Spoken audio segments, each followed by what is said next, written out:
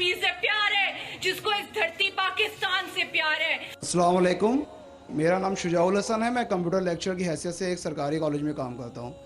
جناب, آپ سے ملا ہوا وقت بہت قیمتی ہے اور بہت ناکافی ہے, لیکن پھر بھی میں 2 سوال کروں گا. آپ سے گزارش ہے کہ جو آپ نے نیم بتایا اس کے علاوہ جا کے ان دونوں سوالوں کا جواب دے دیں, مہربانی ہوگی.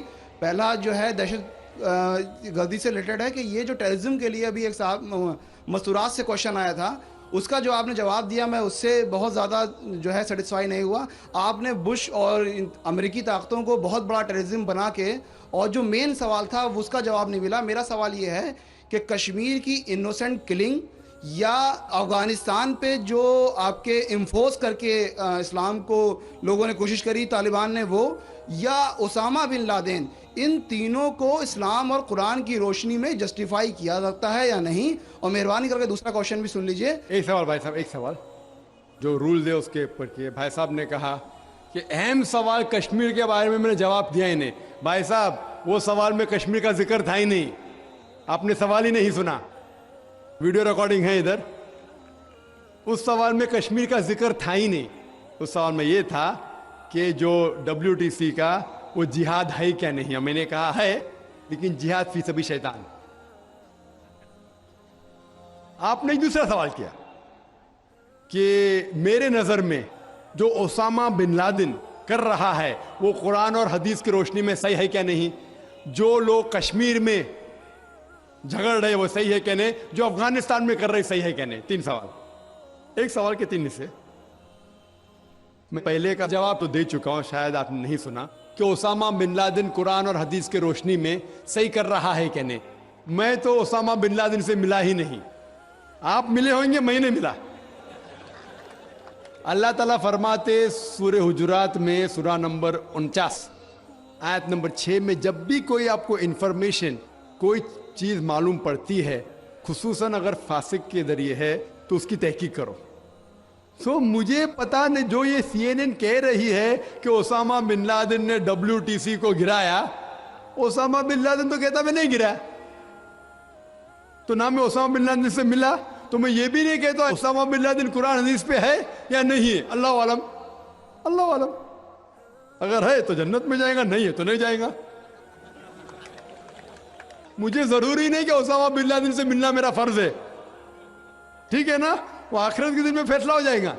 اللہ تعالیٰ آپ سے بھی نہیں پوچھے گا کیا وہ مجاہد تھا کہ دہشت گرد تھا.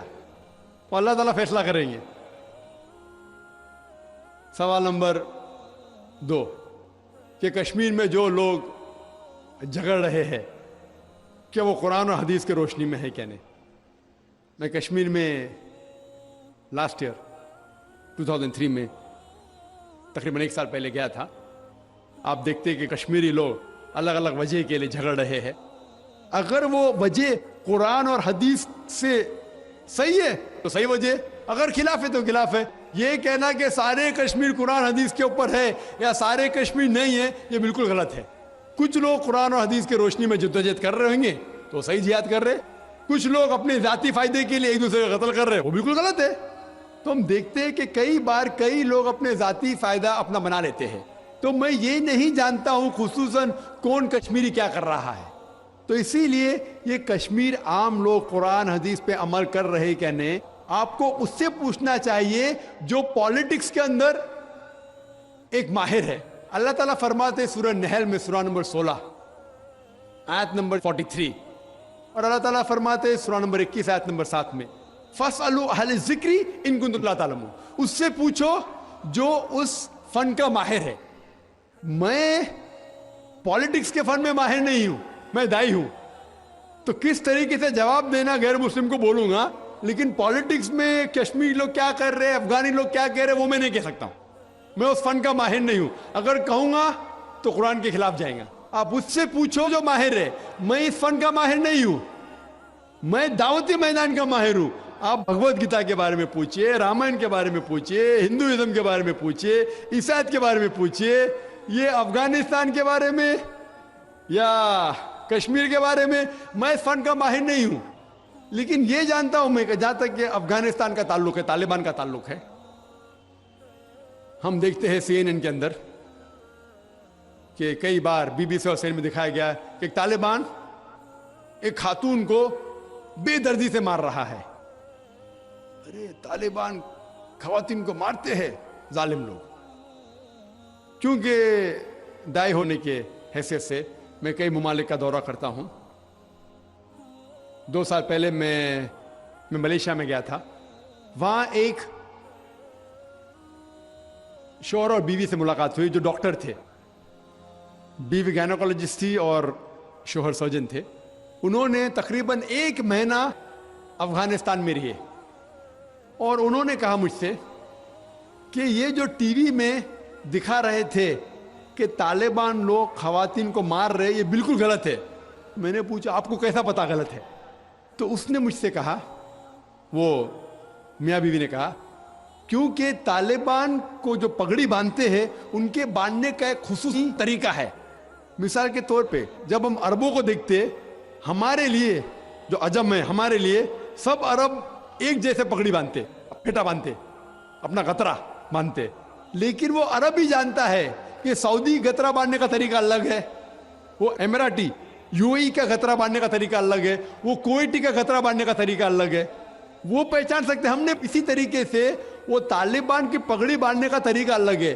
وہ ڈاکٹر کہنے لگے مجھ سے کہ جس طریقے سے وہ بی بی سی اور سی این این میں دکھا رہے تھے طالبان خواتین کو مار رہے, وہ طالبان ہے ہی نہیں,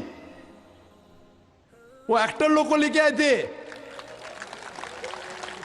لیکن بیوقوف تھے کہ ایکٹنگ میں برابر سے نہیں کیے, وہ کپڑے برابر نہیں تھے.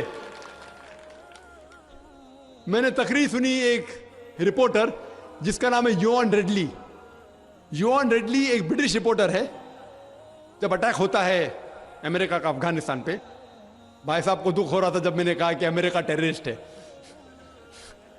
دکھ ہو رہا تھا ان کو. جارج بش اگر آپ کے رشتہ دار تو معافی چاہتا ہوں میں. تو یوان ریڈلی جو تھی, یوان ریڈلی ایک رپورٹر ہے, برٹش رپورٹر, سفید ہے, وائٹ یوروپین. اس کو بھیجتے ہیں افغانستان میں تحقیق کرنے کے لیے طالبان کے بارے میں. وہ سارے تحقیق کرتے اور پورے ٹائم وہ نقاب میں رہتی ہے, حجاب میں رہتی ہے. ایک بار کیمرہ گر جاتا ہے اور اس کا راز فاش ہو جاتا ہے, تو طالبان اسے پکڑتے ہیں, 6 دن تک اسے قید کرتے ہیں. اور جس طریقے سے طالبان نے اس کے ساتھ برتاؤ کیا وہ اس لیکچر میں کہتی ہے کہ لوگ جب انہیں پکڑتے ہیں تو بولتے کون اس کے ساتھ ہے, تو آدمی کو لے کے آتے, پھر اس کو لے کے جاتے ہیں اور سب لوگ گھیر لیتے. تو وہ سوچتی ہے ابھی چند منٹوں میں یہ جاہل لوگ میرا قتل کر لیں گے. شاید ہو سکتا ہے کہ 10-15 طالبان میرا بلاತ್ಕಾರ کریں گے. اس کے ذہن میں یہ سب جا رہا ہے, سوچ رہی ہو سکتا ہے کہ مجھے جھاڑ پہ سے لٹکا دیں گے. وہ ایک دم ڈری ہوئی ہوتی. 1 گھنٹے تک لوگ اسے گھیرتے لیکن کوئی بھی سامنے نہیں آتا. وہ سوچتے ابھی میری موت, ابھی میری موت. 1 گھنٹے بعد ایک افغان عورت آتی ہے اور اس کے جسم کی جانچ پڑتال کرتی ہے. پھر اسے پتا لگتا ہے ہاں یہ لوگ سمجھتے ہیں کہ میرے پاس ہتھیار ہے. وہ اتنا تیش میں آتی ہے, اگر لوگ میں سے پوچھنا چاہیے, ہتھیار میں بولتی نہیں ہے. 1 گھنٹہ تک کہ میں تڑپ کے مر رہی ہوں کہ یہ آج مجھے ماریں گے. وہ تیش میں آ کے کیا کرتی ہے, اپنا اسکرٹ اٹھا لیتے, دیکھو میرے پاس ہتھیار نہیں ہے. جیسا اسکرٹ اٹھاتی ہے طالبان 180 ڈگری اس طرف دیکھتے اور بھاگ جاتے. تو وہ کہتی ہے اپنے تقریر میں طالبان کو مارنے کے لیے بم گرانے کی ضرورت نہیں. وہ کہتی ہے اگر عورتوں کے کپڑے چھوڑیں گے تو طالبان مر جائیں گے شرم کے مارے. اور وہ تقریر کرتی ہے کہ اس عزت سے میری حفاظت کی 6 دن تک کے وہ طالبان لوگ نے.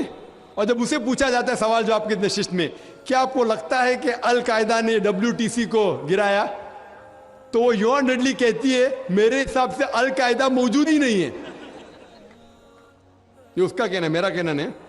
اور جب اسے آزاد کیا جاتا ہے 6 دن کے بعد, اور جب باقی رپورٹرز پوچھتے آپ کے ساتھ کیا سلوک کیے, تو انہوں نے کہا اتنا اچھا حسن سلوک کیے کہ رپورٹ کے اندر ہی نہیں آیا.